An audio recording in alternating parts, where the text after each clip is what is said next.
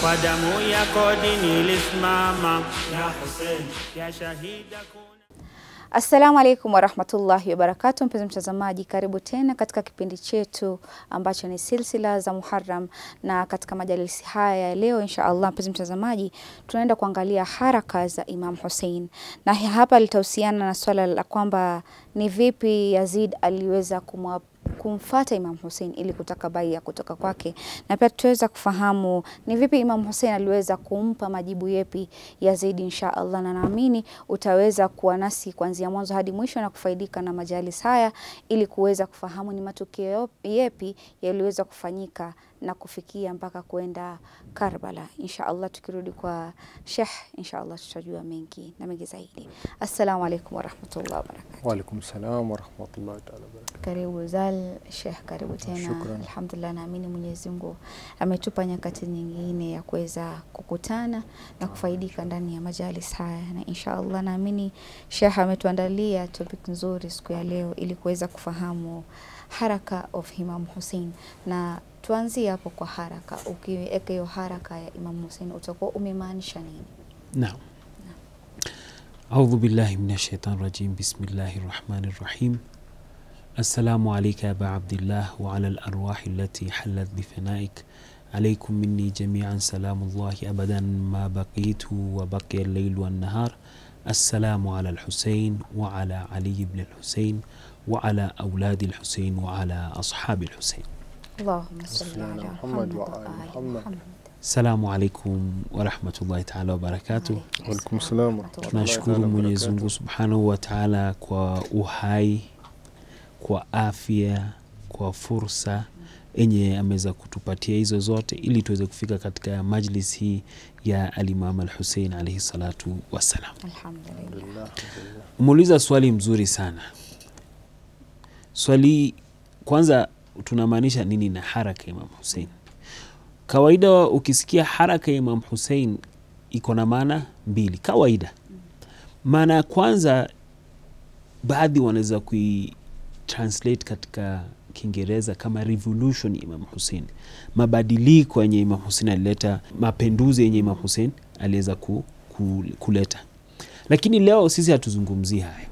Sisi tunataka tujue the journey kwa Kiingereza tukiita ama haraka movement vile Imam Hussein ilikuwaje, kwa sababu sisi tunajua Imam Hussein kwa ni wapi, ni Madina. Ilikuwa kwaje akafika Karbala? Unaona? Sasa ndio tunajaribu tuchore hiyo map ili mtazamaji nyumbani mwenye anataka kufaidika kujua historia na haraka ya Hussein. Kwa sababu hizi vitu tukikosa kuvijua vizuri, tunaingia katika vitu zingine vya kushangaza. Vitu zenye labda mtu tu ana assume kwa sababu haja soma. Tuliongelea kuhusiana Muawiya ibn Abi Sufyan. Muawiya katika watu ambao walikuwa wanajulikana kihistoria. Unajua bila shaka kuna watu walikuwa wanajulikana na akili na nini, lakini kuna watu walikuwa wanajulikana na siasa na ujanja. Ni watu wawili, Muawiya ibn Abi Sufyan na Amr ibn al-As. Sasa Muawiya ibn Abi Sufyan, si tulisema yeye alijaribu kufanya nini? Alitaka make sure kijana wake amekuwa khalifa. Tunasema khalifa kwa sababu wakisema ni khalifa. Lakini sisi tunaamini ukhalifa kuna masharti. Kama huna masharti huwezi kuitwa khalifa. Labda tu umekuwa kiongozi tu, labda umekuwa king, labda umekuwa raisi, lakini huwezi kuitwa khalifa. Kwanza wa Mtume sallallahu alaihi wa sallam, kwanza Yazid. Sasa Muawiya kitu ya kwanza kabisa alifanya baada ya amefanya bai'a na Imam Hassan, alitumia hii fursa kuweza kujenga wapi, kufix vitu zenye zilikuwa ziko. Tuwezi kuita fix ni kuharibu.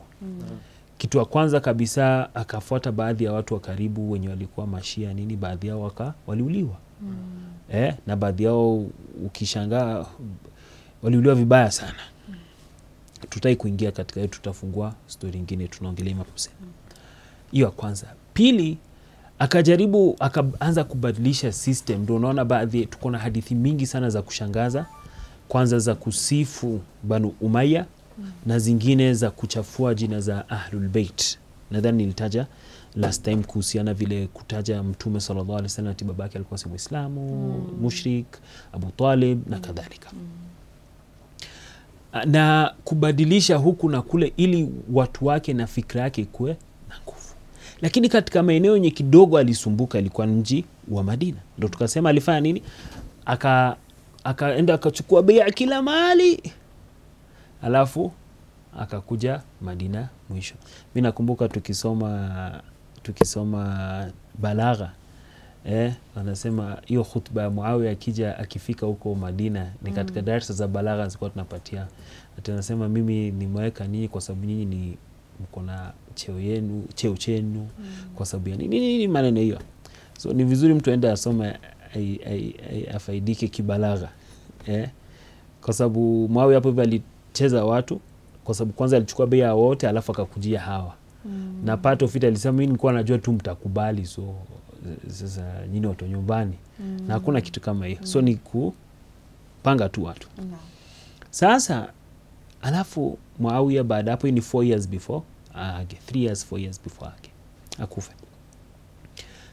Muawiya akapatia kijana wake nasiha, Yazid ibn Muawiya. Akamwambia kijana wangu na kupatia nini? Tahadhari kutoka watu wangapi?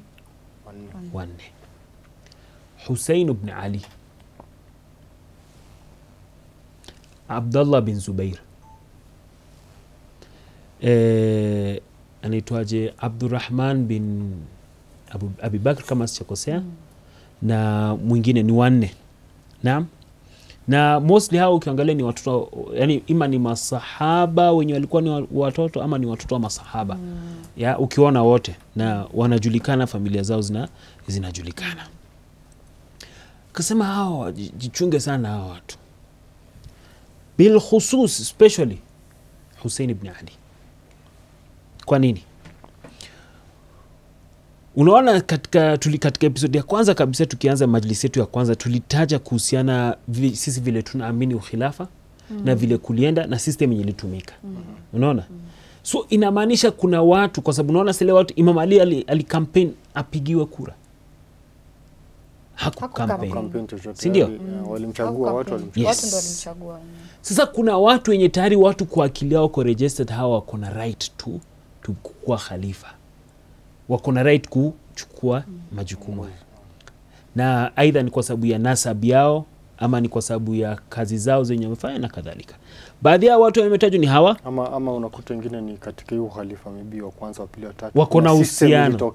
Yes. Tuzikuita system tu, sio system tu, kwa sababu unaona kama saizi katika vita vya Jamal, Abdullah bin Zubair alikuwa na mkono mkubwa sana kupush babake. Historically speaking, imetajwa. Yes.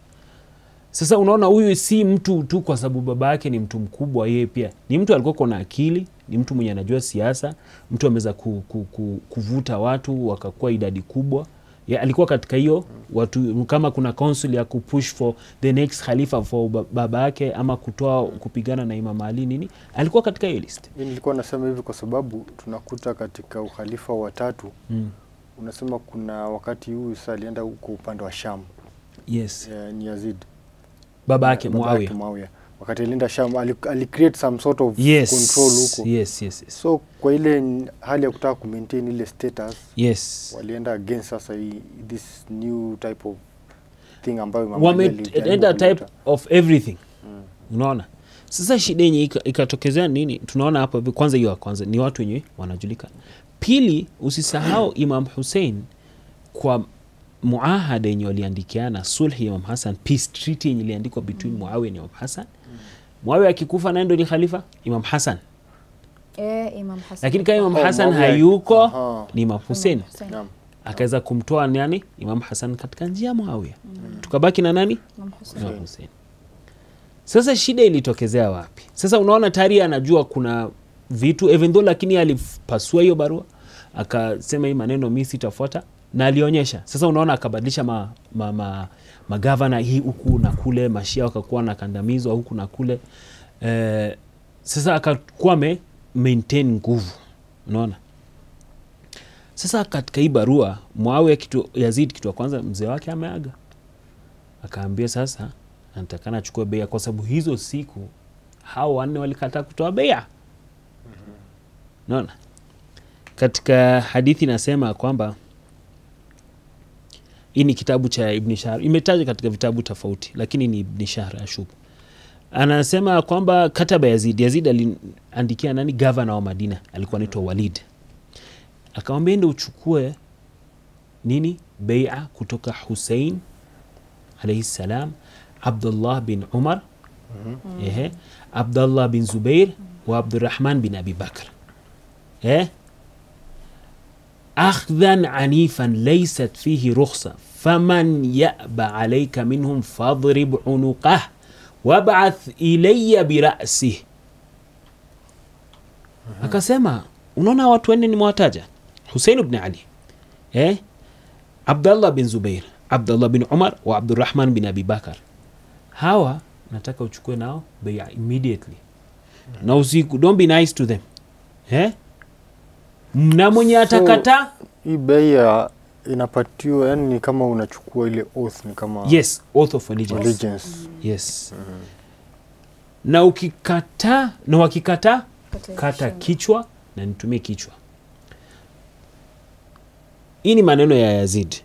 Sasa hii tuma kichwa, kata kichwa, maneno haya tutaiona huko mbele zaidi. Unajua baadhi ya watu wanasema Yazid alikuwa na uhusiano na kifo cha Imam Hussein. This is the opening line. Hivi ndio imeanza. Hiyo ndio system yake tayari. Inaonyesha tayari kufikia kule mpaka Imam Hussein kukaswa kichwa. Bado ilifanywa tu hivyo. Ni hivyo. Sasa mtu akisema sijui ni hawa ni wale ni huyu nini, mbona alienda, mbona alifanya, amri yake mwenyewe ameweka. Yes. Unajua katika Kiislamu kuna bahthi yenye iko kama mimi kuna umbwa, si ndio? Alafu nipige saa. Unajua wanasema una umbwa niambia saa. Wa Masai wanaelewa. Alafu inakuvamia. Si ndio? Tukienda kotini naweza kusema si mimi. Kwa wewe ndio mwenye umbwa, wewe ndio ulitoa amri. Wewe ndio ulitoa amri, ule mbwa akaenda akauma. Sasa yeye akasema nini, inasemekana alikuwa ni mtu mwenye hapendi vita, hapendi shida nini. Akaenda akatafuta mwenzake. Akatafuta nani? Marwan. Akamwambia tufanye aje, nimetumia hii barua bana. Marwan wakati alikuwa ni nani, anako wapi? Yuko tu, yani anajulikana nini. Si mwanajeshi, si chochote. Sasa hizo yuko Madina, hakuna vita. Kumekuwa kumetulia, hakuna vita, labda tu ni futuhat na nini. Akasema unja alikuwa kidogo anajulikana, ni hiyo family tu bana. Yani hizi fikra wezi kosa. Akasema tufanye hivi, walete wote wanne hapa. Usiwaambie kuna habari gani, wewe waite tu. Alafu tuchukue bai'a kwao. Akasema sawa. Sasa si wakaitwa. Inasemekana hiyo usiku ni kama baadhi walikuwa kuna habari. Abdullah bin Zubair akachomoka na kumpata. Na Abdullah bin takriban nadhani wawili katika hao wakakuwa wameenda, hawakupatikana kufika hiyo meeting. Imam Hussein akafika. Na baadhi sasa kuna riwaya tofauti ku describe hiyo meeting ilikuwa iko aje. So inasemekana Imam Hussein bila akapata hiyo habari akajua hii si meeting ya kawaida. Inasemekana katika baadhi ya hadith hakwenda peke yake. Akaenda na vijana wa Banu Hashim, a good number. Wakaingia, Marwan akaona hii kitu kidogo itakuwa ngumu, lakini alitaka kama ikae kama ambush. Lakini pia hata hao wakakuwa ambush. Akasema tufanye hivi. Akamwambia Muawiya, inna lillahi wa inna ilayhi raji'un. Al-Khalifa nani amekufa. Sasa tuko na khalifa mwingine na inabidi mtoe bai'a. Ya Hussein akasema nipatieni time kwa sababu mimi najua saa hizi nikiwapatia bai'a watu hawataamini nimewapatia bai'a. So ina suppose ikuwe kitu public, si ndio? Wakasema sawa, wenda wafikirie tutaongea kesho. Si Walid akasema hivyo. Marwan akamwambia simwache huyu mtu atoke, akitoka hapa utamshika. Sasa kuna hapa hivi ndo kuna ikhtilafu. Wengine wakasema akapatiwa muhla, wengine wakasema kidogo ikakuwa mvutano baina yake Imam Hussein, ya wengine wanasema kidogo. Sasa hapa hivi ndo kidogo kuna ikhtilafu kidogo. Wengine wanasema Imam Hussein kesho wakamfuata kumuulizia, akasema bado ndo naangalia. Na lakini kuna hadithi zingine zinasema, riwaya zingine ama habari zingine za kihistoria zinataja kwamba Imam Hussein katika mvutano yake baina yake na Walid akasema, sasa yeye akaambia nani, Marwan akaambia nani, Walid aiwa Imam Hussein, yani amkate kichwa. Alafu Walid akasema la, baada kwa Imam Hussein amekataa nini Imam Hussein huyo akasema la ubaya, wallahi inni la adhunnu amran yuhasabu bidami al-Hussein khafif al-mizan inda Allah yawm al-qiyamah. Marwan akasema mimi huyo Imam Hussein mjukuu wa mtume. Unajua siku kama nikipima kitu yenye tukiweka katika kipimo hii sitaweza kuvuka akiambia Marwan. Alafu baadaye pia katika ingine inasema kwamba Imam baada kuwa akamwambia nini, inna ahlul bait nubuwa ma'dun risala wa mukhtalif almalaikati wa mahali rahma bina fataha Allah bima khatam wa yazid rajulun fasik. Sisi watu ahlul bait Qur'ani imeshuka kwetu, sisi tuko hivi, sisi tuko hivi. Na Yazid ni mtu fasiki wa mtu mwovu, mtu mchafu. Yes. Mithli la yubai'u mithla, mtu mwenye yuko kama mimi hakuna siku atabai mtu kama huyu. Mmoja ndo anauliza kwa nini Mashia wamekuwa wanajulikana na kutetea wa Palestina na wajaingia katika maelewano yenye italeta dhulma kwa Waislamu wenzao.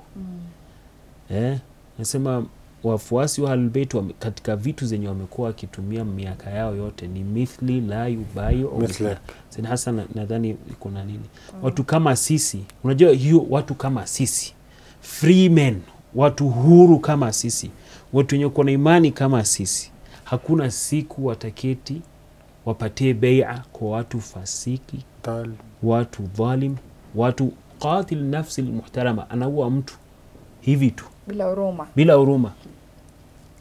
Hiyo nini? Sasa inasemekana Imam Hussein hiyo story ikakuwa hivyo, na kuna hadithi tofauti pia zaidi ikiendelea. Sasa hatutaingia hivyo kwa sababu ya time. Sasa Imam Hussein kitu atakafanya, sasa kuna hadithi mbili. Wengine wanasema usiku wa pili, sasa hiyo kesho. Sasa usiku wa pili baada itakuwa usiku wa tatu baada ya hii tukio sasa. Yes, sasa kwa sababu unaona hiyo usiku, kesho yake mchana baadhi wakamfuata Imam akasema tupatiane time. Baadhi wanasema hiyo usiku ama kesho yake. Baadhi wanasema akatoka Imam usiku. Wakatoka usiku na familia yake na watu wake, akaaga watu nini watu wake karibu. Baadhi wanasema iwezekani Imam ametoka hivi usiku, kwa sababu hiyo idadi yenye imekuwa uwezi kutoka nayo siri. Ni uongo, watu 80 hivi, familia kubwa sana. So itakuwaje? Unaona? So lakini Imam akatoka Maka, Madina, akaelekea wapi? Maka. Sasa hiyo ni tarehe gani? Tulisema Muawiya alikufa Rajab. Sasa hiyo tunaingilia hapo vile mwezi wa Shaaban hapo. Imam akaelekea wapi? Sasa unaona Muawiya inasemekana alikufa tarehe 15 ya Rajab. Alafu Imam Hussein sasa 28th of Rajab, tarehe 23 ya Rajab akaelekea Maka. Alafu tarehe 3 ya Shaaban ndio tarehe 3 hiyo barua ikawafikia tarehe 28. Habari ya kifo Muawiya ikafika 28 hivi. Alafu takriban tarehe 3 hivi ya Shaaban kama Imam Hussein ndo akakuwa amefika Maka. Sasa Imam Hussein na almost hawa watu wote wenye walikuwa wametajwa katika hiyo barua wako Maka takriban. ama tuseme watoto wao wako Maka bila shaka. Sasa the question is, Imam Hussein akasema anaenda huko. Imam Hussein akasema wacha nifanye haji, akiamua vile kutakuwa, kwa sababu yeye kubaki Madina atauliwa.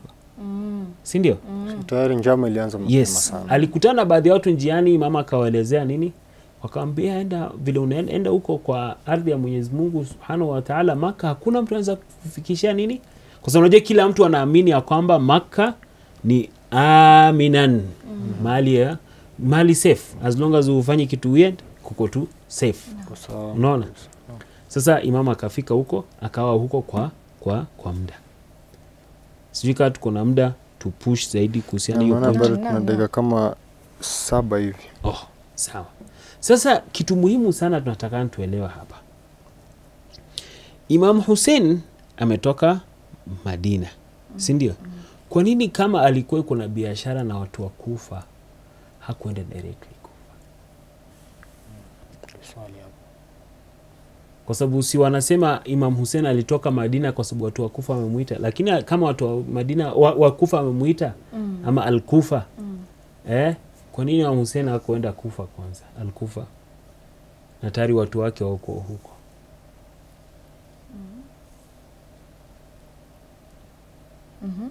Swali zito. You see, hiyo ni katika alama zetu tusome historia. Watu wa Kufa hawakuongea na Imam Hussein akiwa Madina. So ni ile wakati wako pale Hajj. Yes, barua ya kwanza ilifika tarehe 10 ya Ramadhan kama sijakosea. Tarehe 10 ya Ramadhan ndo barua ya kwanza yenye ilikuwa ni kutoka baadhi ya sahaba ikamfikia al-Imam al-Hussein alayhi salatu wassalam. Alafu baadaye zikafika zingine zikiongezeka, lakini before that Imam Hussein alikuwa na plan na watu wa Kufa ama Al-Kufa. Unajua baadhi wanashangaa tukirudia Kufa na Al-Kufa. Kufa ni maeneo. Yes. Lakini saa zingine watu kwa sababu Kiswahili kuna kifo na kufa. Sasa inabidi tuseme Al-Kufa ndio uelewe tunaongelea nini? Sehemu ama maeneo. So Imam akawa amekaa huko mji wa Madina, Maka, na akawa amesafiri na familia yake. Labda katika maswali yenye watu wanauliza ni vizuri tuweze kujibu saa hizi vile tunaona safari Imam Hussein ishaanza. Na labda tena rudia hii point kwa ajili ya watu. Tunaona kwamba Imam Hussein anasafiri na familia yake. Na kila maeneo ukienda, unaona kihistoria ukisoma, utaona kwamba Imam Hussein kama anaambia watu atauliwa. Siko unaona? Hadithi ya Mtume pia inasema kwamba Hussein atauliwa. Unajua kuna itikadi fulani yenye sisi hatuna, sisi kama wafuasi wa Ahlul-Bait. Na hii ilianza na siku za kina Muawiya na Bani Umayya. Hao wako na system. Hiyo system ni system yenye wanaitumia kufanya nini? Kufanya watu wasifikirie. Wanasema kama saa hizi tuko na rais mbaya. Si ndio? Je, huyu rais abaki ama tumuondoe? Itakuwa ni ile first thought tuseme tukumuondoa. Yes, lakini hao wanasema ni Mungu ametaka mkuwe na huyu. So nyinyi ni kama sasa hiyo biashara kadhaa na qadar yenye maulama ikakuwa mvutano kabisa ikatoka hapo. Na Mwenyezi Mungu kama ameamua umkuwe na huyu mtu mbaya, mlevi, muuaji, nini iko tu sawa kwa sababu ni Mungu ametaka. So kama Mungu ametaka, kwa nini unapingana na serikali? Umeona? Ndiyo. Alaiha. So Imam Hussein hakutoka wapi? Hakutoka vile hakuacha familia yake. Kwa sababu vile tumeanza statement ya Yazid, it was very clear. Watu Imam Hussein mkimpata ama atoe bai'a ama auliwe. Mtu mwenye tayari uko tayari kukua, je, anaweza kuchukua familia yako hostage ama hawezi? Anaweza. Wateka ili urudi utoe bai'a. Hawezi ama anaweza ama hawezi? Anaweza kuchukua mateka. Fasting anatumia. Yes. Na historically speaking, Yazid vile tulimtaja na vile vitu zenye alifanya kitambo, yani hizo siku, even though si tunasema kitambo lakini alifanya baadaye, ina indicate Imam Hussein tayari alikuwa amejua ni mtu aina gani. Kwa sababu aliua watu, wanawake, mpaka huko Madina. wakachoma Maka huko Kaaba na kadhalika. So huyu mtu ama kuchukua tu familia ya Mtume kuwapeleka huko shamba kama Imam Hussein aleta afanye bai'a na nguvu ama akate kichwa bila hata kufikisha ujumbe yenye iko nayo. So Imam Hussein alijua tayari hapa njama iko. Yes. Njama, so akaamua ni kuondoka na familia. Yes. Ili at least ajaribu So wako na yeye wako safe. Kuna baadhi ya watu hata ndugu yake wamulize, sasa kama wewe unaenda na unaona siku nzuri, kwani unaenda na familia? Si ya kwamba hizo siku pia hakuulizwa. Aliulizwa. Lakini mwenyewe anafahamu nini, bado hata ningekuwa nimesema siwachukui. Yes. Wangetumiwa wao. Yes. So takriban hiyo tunaweza kusema ni haraka ya Hussein kutoka hivyo ndio Imam Hussein alifika wapi? Alifika mji wa Maka. Alafu baada yake ndo akaelekea Kufa, lakini inshallah katika kipindi ijacho. Asante sana kwa maelezo yako ya hiyo tukio la kihistoria ya Yazid. Alivyopambana sana kutoa bai'a kutoka kwa Imam Hussein. Na Imam Hussein kwa hekima yake ambayo Mwenyezi Mungu alimzuku alijaribu ku avoid. Ngawaji aliavoid to a certain degree, lakini bado tu yaliyompata. Na ni vizuri sana kwamba Sheikh umeweza kuelezea hiyo silsila. Kuna wenye wanaona ni kama yeye ni kama alikuwa tu ni pingamizi bila kuwa na sababu. Na kihistoria inaonyesha kwamba ni mtu ambaye alikuwa ni katili. Alikuwa yeye ni wanasemanga kwa Kizungu wanasema it's my way or the highway. Yaani tunafanya yangu ama na kuondoa. History inaonyesha ukweli. Shukran sana Sheikh. Asante Sheikh. Maana ni kitu kizuri kuweza kufahamu angalau kwa uchache vile ilifikia mpaka akafika Kufa, kwa sababu na pia imeonyesha umuhimu wa jinsi Imam Hussein alikuwa anathamini sana familia yake. Licha ya kwamba Yazid alikuwa hivi na hivi, alijua tu mimi mwisho wangu najua mimi nitakufa, lakini pia siwezi acha familia yangu nyuma. Ima ningekuwa bado angekuwa Maka walikuwa wamempangia, Madina walikuwa wamempangia, na still bado ilikuwa tayari kauli Yazid ashaitoa. Hapo pia inampa mtu ufahamu wa kwenda kusoma, kujua kwamba usifike pale uwanjani peke yake, jua pale chimbuko lake litokea ni lipi. Shukran sana Sheikh, shukran sana Uzal kwa kuweza kuwa na majali haya. Shukran Sheikh kwa kuweza kuelezea. Naamini mpenzi mtazamaji atakuwa ameelewa, amepata mawili matatu na mengi ambayo inaweza kuwa najua ni pana sana, ambayo inahitaji muda mwingi sana ili kuweza it's a series of events, lakini alhamdulillah kwa uchache ulioelezea itabidi na sisi wengine twende tuangalie vitabu tusome. Shukran sana.